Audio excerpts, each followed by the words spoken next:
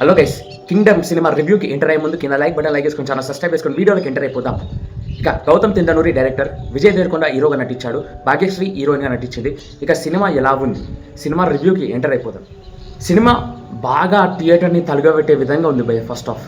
కానీ second half ఎందుకు అట్లా తీసిండు, మొత్తం సినిమా ఎందుకు చూపించలేకపోయాడు అనేదే ప్రశ్న భయ్య. నాకైతే ఒక మంచి సినిమా చూసినాక అసంపూర్తిగా కొట్టింది నాకైతే. అంటే కడుపు నిండలేదు మంచిగా.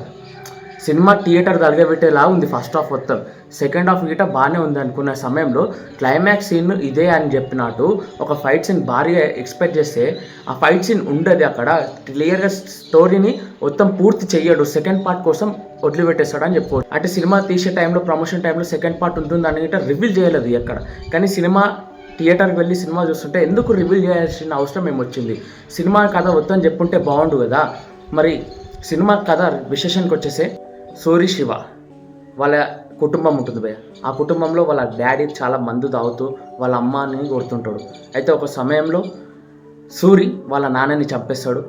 శివ హత్యని ఆయన పైన వేసుకొని పోలీసులకు దొరకకుండా పారిపోతాడు. సూర్య ఒక కానిస్టేబుల్ ఉంటాడు, వాళ్ళ అన్నని వెతికని ప్లేస్ లేదు, వాళ్ళ కోసం ఎదురు చూడని రోజు గిట్ట ఉండదు. స్పై ఆపరేషన్కి ఎంటర్ కావాలి. అప్పుడు అమ్మ, ఊరు, నీ ఉద్యోగం అన్నిటిని వదిలేసుకొని పోవాలి ఆ స్పై ఆపరేషన్కి. వెళ్ళినాక వాళ్ళ అన్నని కలుసుకోవచ్చు అనే మాట విన్నాక వెళ్ళిపోతాడు.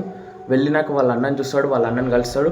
ఆ తర్వాత వాళ్ళ అన్న స్మగ్లర్ ఎందుకుంటాడు, అదేవిధంగా గ్యాంగ్స్టర్ ఎందుకుంటాడు, వాళ్ళ అన్న ఎవరిని కాపాడుతుంటాడు, కాపాడే మనుషులు ఇండియాకి ఎందుకు అడుగు పెట్టలేకపోతుంటారు, అసలు ఏం జరిగింది ఆ మనుషులకి, విజయ్ దేవరకొండ ఎందుకు వాళ్ళందరికీ దేవుడు అవుతాడు అన్నది సినిమా కథ భయ్య. ఇంతమంది ఏమనుకున్నా నాకు పర్వాలేదు భయ్య.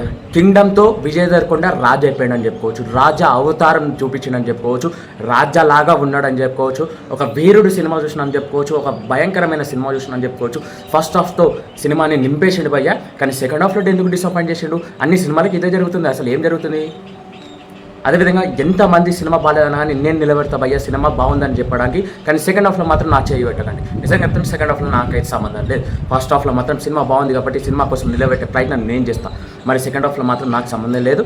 సెకండ్ హాఫ్ కంప్లీట్గా చూపించలేకపోయిన స్టోరీ అదే భయ్య మెయిన్ డిసప్పాయింట్. అదేవిధంగా మైనస్ ఏందని చెప్పుకోవచ్చు. సినిమాకి ఎంతమంది రివ్యూలు గలీజ్గా ఇచ్చినా కానీ, ఎంతమంది సినిమాలు బాగాలేవని చెప్పినా కానీ వాళ్ళందరికీ సమాధానం ఒకటే చెప్తున్నా, సినిమా బాగుంది కానీ సెకండ్ హాఫ్ బాగాలేదు. దానికి నేను రీజన్ చెప్పగలను ఫస్ట్ హాఫ్ ఎందుకు బాగుంది అనేది గిట. అదేవిధంగా ఈ సినిమా డీటెయిల్ స్టోరీ మీ అందరికి ఎక్స్ప్లెయిన్ చేస్తాను.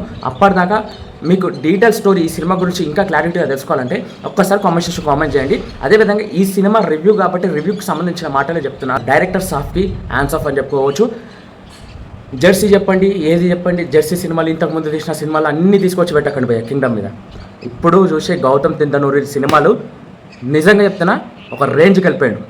రేంజ్ పాన్ ఇండియా డైరెక్టర్ అనిపించుకునేలా సినిమా తీసేసిండు అని చెప్పుకోవచ్చు. ఎంతమంది వచ్చినా సినిమా బాగాలేదన్న సినిమా కోసం నేను నిలబడతా ఫస్ట్ హాఫ్. కానీ సెకండ్ హాఫ్ నన్ను వదిలిపెట్టండి. విజయ్ దేవరకొండ రాజు, ఇక భాగ్యశ్రీ హీరో అని చెప్పాలా, కేక్ భయ్య. తను చూస్తుంటేనే థియేటర్లో కేక్ అని చెప్పుకోవచ్చు. అదేవిధంగా విలన్ క్యారెక్టర్ చాలా ఇంపాక్ట్ క్రియేట్ చేస్తుంది అనుకున్నాను. విలన్ క్యారెక్టర్ని అసలైన విలన్ ఎవరు అనేది గిట్ట తెలుసలేదు సినిమాలో. అదేవిధంగా మన బక్కోడు అనిరుద్ధ్ బీజాన్ సౌండ్తో థియేటర్లని కాలబెట్టిండు అని చెప్పుకోవచ్చు. ఏం చేసిండు? కాలబెట్టిండు బాక్స్ని. ఏం బాక్స్ని? స్పీకర్ బాక్స్ని.